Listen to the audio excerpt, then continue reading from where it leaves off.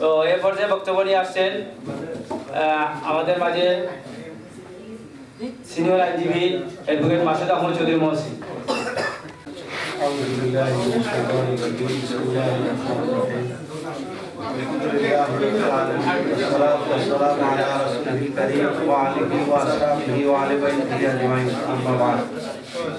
সম্মানিত সভাপতি, সাংবাদিক ইউনিয়নের সম্মানিত সভাপতি, সম্মানিত পরিচালক ও সাংবাদিক ইউনিয়নের বিভিন্ন পর্যায়ের বিভিন্ন পদে কর্মরত ভাইরা, সম্মানিত সুধীমণ্ডলী, আসসালামু আলাইকুম ওয়া রাহমাতুল্লাহি ওয়া বারাকাতুহু। আমরা এমন এক মুহূর্তে দাঁড়িয়ে আসছি, ইফতারের সময় অত্যন্ত নিকটে। ইফতারের সময় বেশি কথা বলা এবং শোনার সুযোগ নেই। আমি তিনটা বিষয়ে কথা বলবো, যদি আপনারা আমাকে এই সুযোগ দেন এবং পরিবেশ দেন। কথা আপনারা যদি না বলেন, একটু যদি একটু নীরবে বসেন, তাহলে আমার জন্য একটু সহযোগিতা হবে। যারা সার্ভিস দিতেছেন ওনাদেরকে আমি অনুরোধ করবো কোনো সাউন্ড ছাড়াই আপনারা সার্ভিস দিতে পারেন, যেহেতু আজকে এটা ইফতার মাহফিল। এবং ইফতার মাহফিলে আমি সূরা বাকারার একটা আয়াত আমি তিলাওয়াত করতেছি, ইয়া আইয়ুহাল্লাযীনা আমানু কুতিবা আলাইকুমুস সিয়াম কামা কুতিবা আলাল্লাযীনা মিন ক্বাবলিকুম লাআল্লাকুম তাত্তাকুন। এখানে আল্লাহ রাব্বুল আলামিন মুমিনদের উদ্দেশ্যে বলতেছেন যে রোজা ফরজ করা হয়েছে যেমনভাবে তোমাদের পূর্ববর্তীদের উপরও ফরজ ছিল, এবং আমি আশা করি যে তোমরা তাকওয়া অর্জন করবে।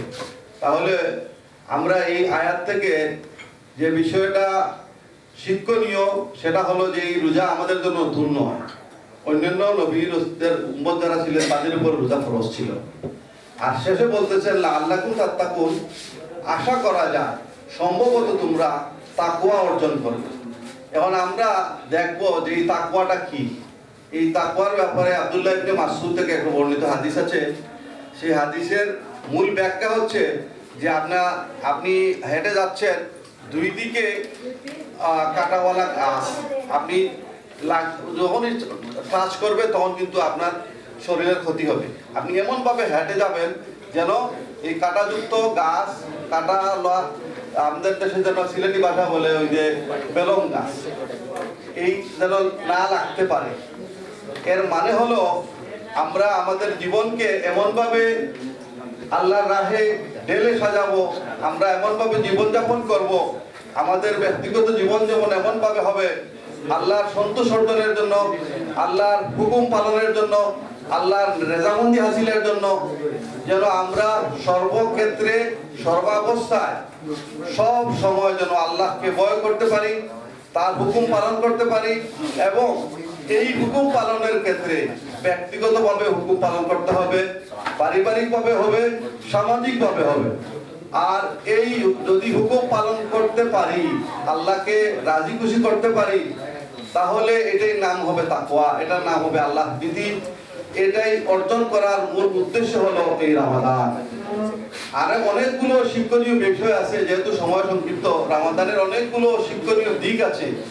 আমি শুধু একটা কথাই বললাম যে তাকওয়ার জন্য যে কথাগুলো বললাম, এই তাকওয়ার জন্য যেমন আমরা এই মুহূর্তে বসে আছি, আমরা প্রত্যেকে কিন্তু জিকির যদি করি, ফাজকুরুনি আযকুরুকুম ওয়াশকুরুলি ওয়ালা তাকফুরুন, আমরা যদি এই বসে বসে যদি আস্তাগফিরুল্লাহ আস্তাগফিরুল্লাহ আস্তাগফিরুল্লাহ যদি পড়তে পারি, দুরূদ পড়তে পারি, যদি একবার কেউ যদি দুরূদ আমরা সুন্দরভাবে পড়তে পারি, তাহলে বিশ্বনবী বলতেছেন যে ওই সরাসরি একজন স্পেশাল ফেরেশতা আছে, এই ফেরেশতা সরাসরি ওখানে গিয়ে উপস্থিত করে বলবেন যে তমিজুদ্দিনের ফুয়া রমিজুদ্দিন আপনার নামে আপনার শানে একটা দুরূদ পাঠ করেছে, এটা আপনাকে স্মরণ করেছে।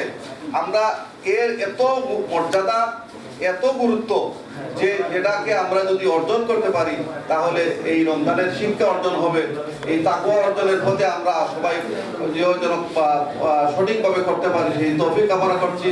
আর আজকের এই অনুষ্ঠান সুন্দরভাবে আয়োজন করার জন্য সাংবাদিক ইউনিয়নকে অসংখ্য মোবারকবাদ, ধন্যবাদ জানিয়ে আমার সংক্ষিপ্ত কথা এখানে শেষ করছি। আসসালামু আলাইকুম।